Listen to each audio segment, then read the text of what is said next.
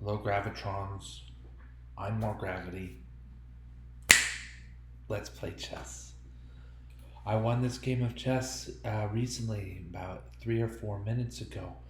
I was really glad to. It was a accurate game of chess. We played time control 3 minutes per side plus a 2 second increment. It's just similar in some ways to 5 minutes per side per game, but structured differently. Um, as we can see, my opponent played a strong game with over 83% accuracy. I played a very strong game with over 91% accuracy. I'm going to take you through this game and explain anything that I think is going to be helpful for learning uh, from this particular game of chess.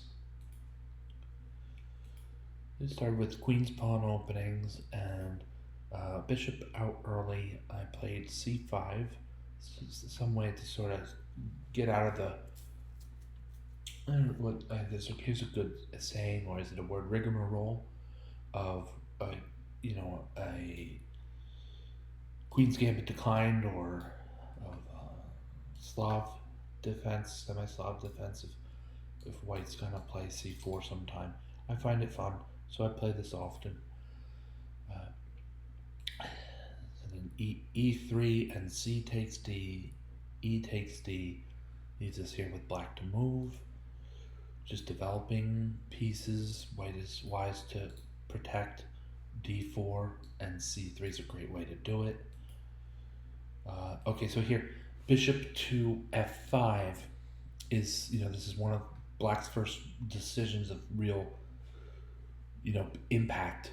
This decision has an impact on the game. We can play bishop to g4, bishop to f5, or in some ways even bishop to d7, and then of course there's always just letting the bishop stay and playing e6 at some point to allow for dark squared bishop development on d6.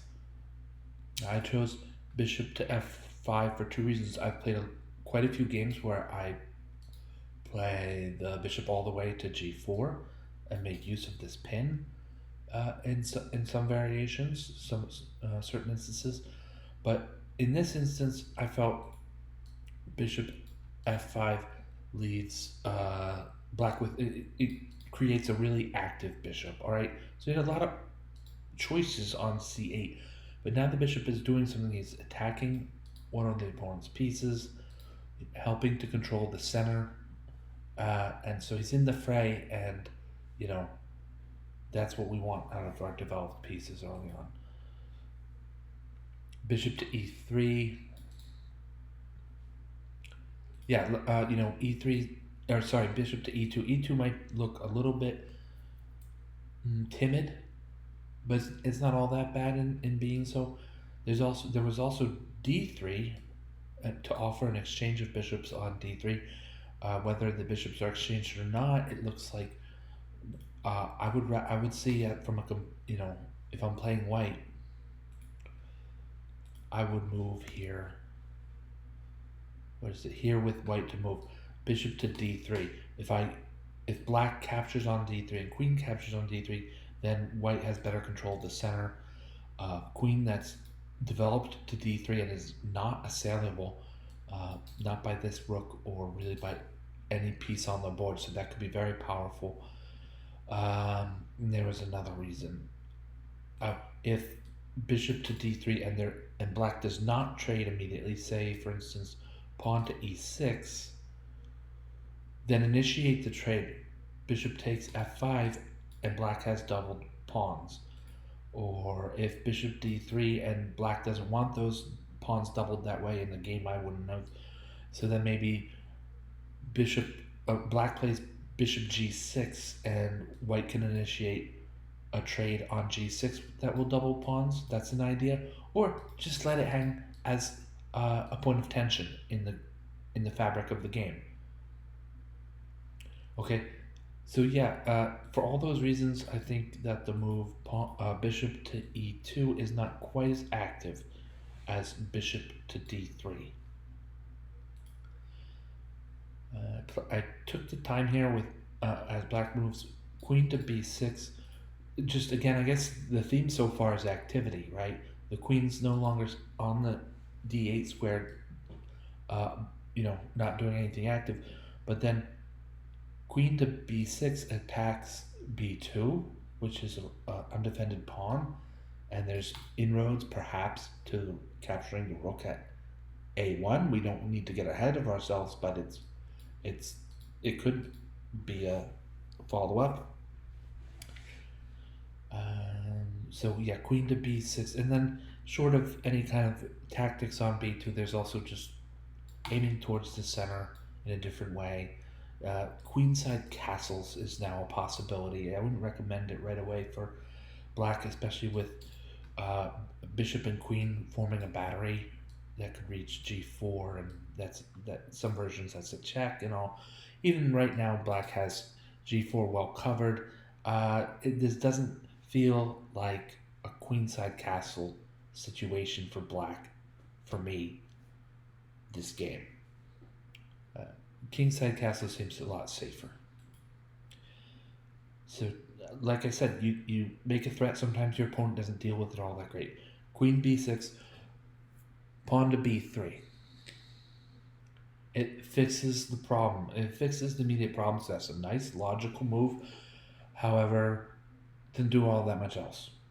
It's a pawn, instead of being on b2, it's a pawn now being on b3. Ha ha ha. Bzz. Yeah, so this it's not active. It fixes the problem though, so that's definitely a logical and decent move in that way. I'd say this was a mistake. An inaccuracy here by black to capture on b1.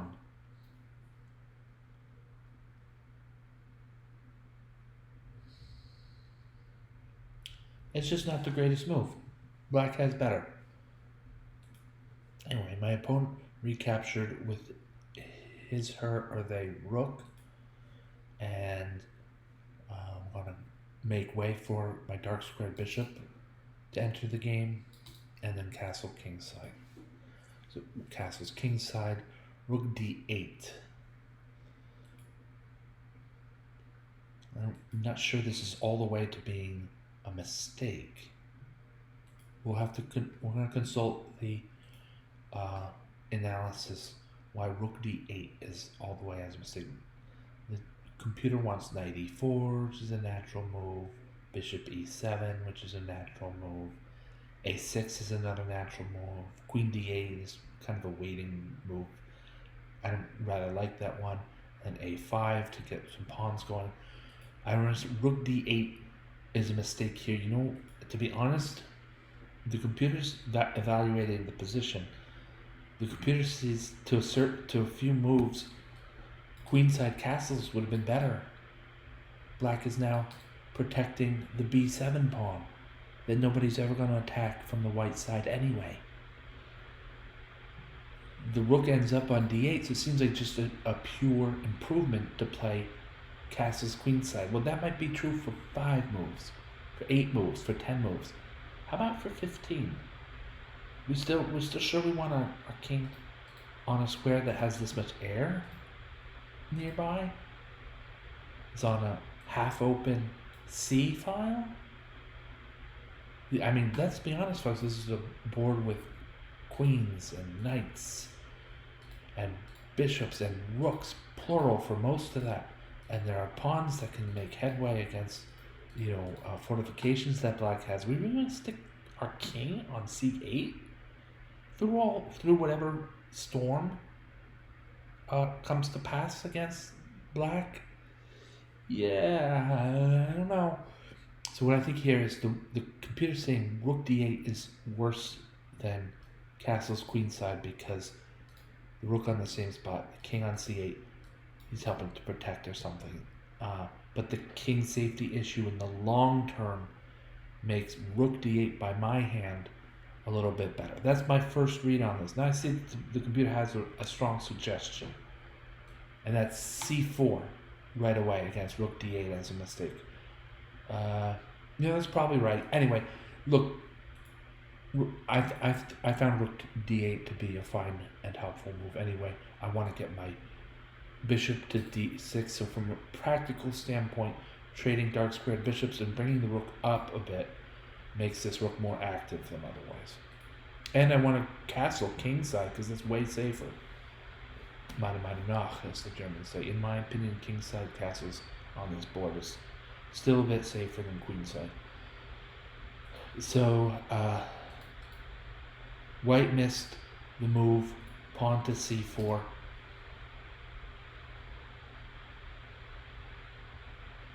Which probably was like a lengthy, how far are we going until we see white evidences a material advantage from this? 1, 2, 3, 4, 5, 6. 1, 2, 3, 4, 5, 6, 7. This has black ahead a pawn, but maybe down a piece.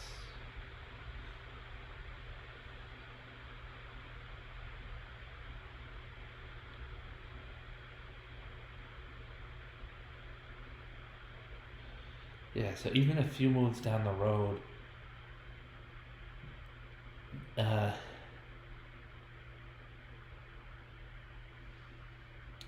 computer calculation has these two sides at roughly the same material.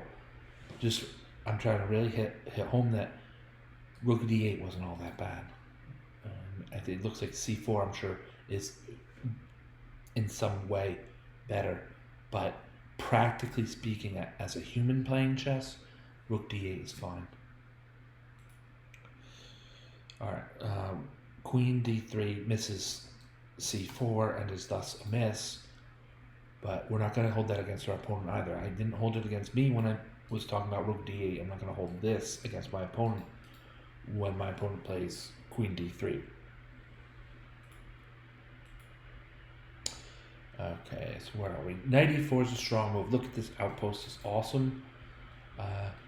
I don't think in this position, but sometimes when you have an outpost like this and it's protected by a pawn, and there are white pieces in this pattern relating to that knight on e4, I'm not finding the correct words, but that the three make a triangle all on, in this case, light squares and near each other. The pawn will recapture in a manner so that with some support from another pawn or knight or anything really, that these two pieces will be quite directly forked. This is not really in this game, but just more sort of came to my head and I said, wow, I might as well impart this knowledge. Sometimes you can leave your opponent with no choice but to fork his pieces after capture. Just you see this type of arrangement, maybe be aware of that or looking for that. Right, rook to e1. Like I said, after rook to d8, the idea is bishop to d6. And my opponent actually shies away from exchanging there. It's interesting, captures, like I said, the rook d8 was so that the rook could recapture. Now looking at this again and say, maybe actually white should capture here. This rook on d6 is not all that free to move horizontally. Anyway, bishop e3, becoming a strong support of a number of pawns. And who knows, this pawn breaks free at some point, then there could be a discovered attack or some sort of attack on black's queen at d8, or sorry, black's queen at b6. Kingside castles, bishop to d1. And here's where I started thinking a little more optimistically as black. We have two pieces bearing down on c3. The queen has moved, but if c3 does fall, then knight b4 looks very strong, attacking the queen and the a2 pawn. In addition, the one square move from b6 to a5 puts the black queen attacking an undefended a2 pawn. I like this move. I found this move and it made me feel a little optimistic. And however white responds, it needs to be accurate. We see here that b4 might have been strong for white, or bishop to d2. Those aren't necessarily natural moves, so at least we're at least that good after queen to a5. a4, and this is a mistake. That's actually a blunder. Queen will capture on c3. I'm pretty sure that's the better piece to capture. Yes, queen captures on c3. That's the better piece with which black could capture for black. And yeah, it's just black's doing well here. Knight to b4, attacking the queen and the bishop. Look, even after knight to b4, black is not completely destroyed. Oh, sorry, white, even after knight to b4, white is not completely destroyed. But each move black makes, it seems it's just getting that much closer to either picking up a piece or undermining white's entire position. It's a good move. Queen takes queen takes c3. Then it's a good move. And knight takes c3.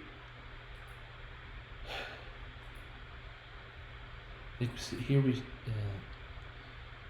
So let's just not go too much depth into rook to c1. I'm worried about, did I actually mess it up here with knight to a2? I think I keep the thought alive just because of the nature of the pieces. Oops, wait, that was the wrong knight. The rook moves back. I was like, how about with this knight? And it's much better for black after that. Yeah, I'm a little sheepish because there probably was.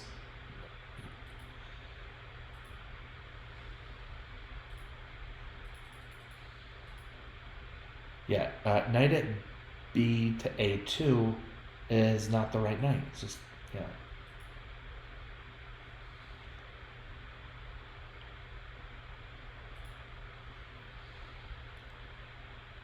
It's okay. Black is still doing well. But it's one of these moves that's kind of reversible. Is after the relevant response, rook a1 is a lot better than the other choices for white. And then knight goes back to b4, and we're still attacking the bishop at c2. Though I think I've given my opponent a tempo. And the bishop stays relevant, I think, either on b1 or if the bishop has to sacrifice himself on h7, which is why knight at b to a3 was not a blunder but only an inaccuracy.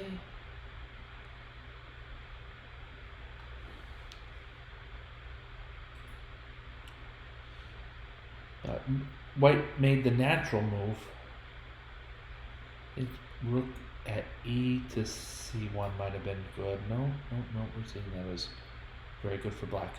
Well, however it was, this was not as well played as I would have liked. Based only on the first of the moves we were examining.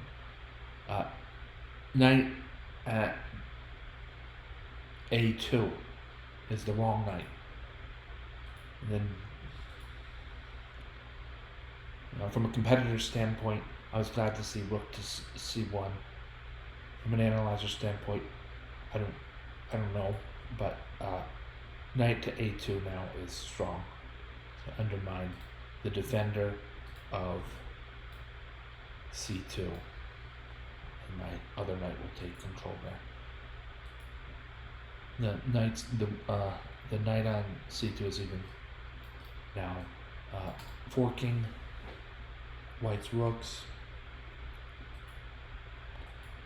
And when the dust settles, the material situation settles, we're given this, where black has a rook and a pawn to a knight, and is ahead there for 3 points of material. Rook to c8. pawn to h3, alleviating would-be pressure along the back rank. This is okay in some situations. This will become a luft, noting though that black has control over h2 for now, so back rank checkmates are still an idea for black. Maybe not right away. Sometimes this can be blocked. Pawn to f5. Doubling rooks on the c file is exactly right. I like this. We're gonna try to push white's rook around a bit.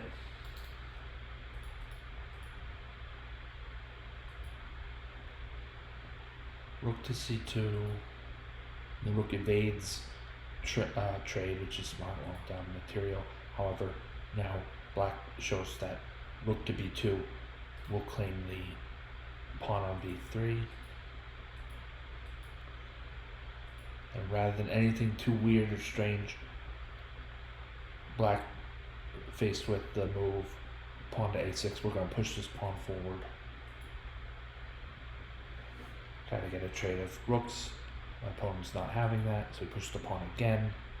The pawn is well protected on b4 and is going to be a promotion threat.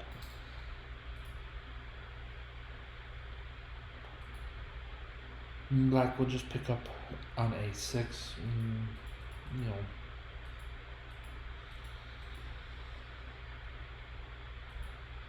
Continuing to offer a trade of rooks as a way to bully around white's rook's position. I don't think my opponent's actually going to trade rooks here. If he, she, or they do, then that's fine. I'm prepared for that.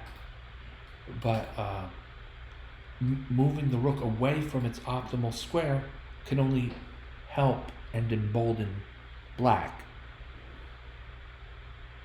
I don't think I've ever said the word emboldened before. Rook to b1. Rook takes c5 now because of the pin on the bishop at e3. We rectify the rook being on a square attacked otherwise by the bishop right away. The king moves to break that pin. You have to, white has to, sorry, that was loud. White has to respond to this issue immediately. And rook takes e3 would be a way to respond, but why make it that difficult on ourselves? How about rook to c4 check? And now the pawn is going to win the pinned bishop, so this is all over. Just even simplifying away those. This is clear, as we've said before. Even if white finds his king on a4, the moment he chomps away at a5 is the moment that the b pawn becomes too quick to catch, right? So he's sitting here maybe making pawn moves or moving back and forth on here, but that's fine from the black point of view until white captures on a5. Then we jet. If it's just continuing back and forth, well, then black is totally free here on the queen side to go to g4, capture on g3, capture on h4, and with 4 pawns that may obviously have obvious paths to promotion, we're going to end up winning this game by checkmate. So my opponent resigned, and that's a respectful point to resign. What to say? What a fun game. I really had a blast playing this game.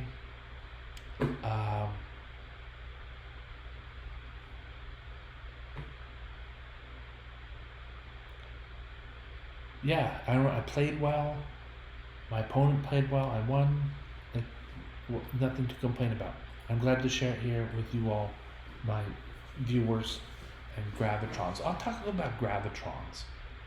It's a word, it probably has some, I think it might even actually be particle theorized by physics. I also picture myself at a fair, and like there's this machine that goes, it's a cylinder machine, and people stand in it, and when it goes, it like pushes you back and strongly against the wall because it's spinning so much. Is that called the gravitron? as well, maybe. I'm sure I'm wrong about this, but maybe not by so much. Anyway, Gravitrons is also like somebody who's in favor of gravity, and I'm more gravity. And while I'm at it, my father is on the early side of handheld VCR recording, like even before camcorders, not by a lot, but a full-size VCR, VCR, VHS tapes, and he was filming me and my brother. Were on our proper attire on Easter, and we didn't really, we weren't in the church, and he was filming me. I walk across those log bridges, one of those log bridges. I kind of did it. I had the mental mod to keep my hands to myself and not touch the side. I started to say, I can get all the way across without using my hands. I just get to the start, and I start, and then I get more gravity, and just walk on. I don't know if my dad heard it right. I don't want to brag, but that's a 5-year-old talking about variable levels of gravity. So anyway, from that home video, I've assigned myself the name More Gravity. All right. Thank you so much for watching. Thank you, Gravitrons. I'm More Gravity. Have a great night.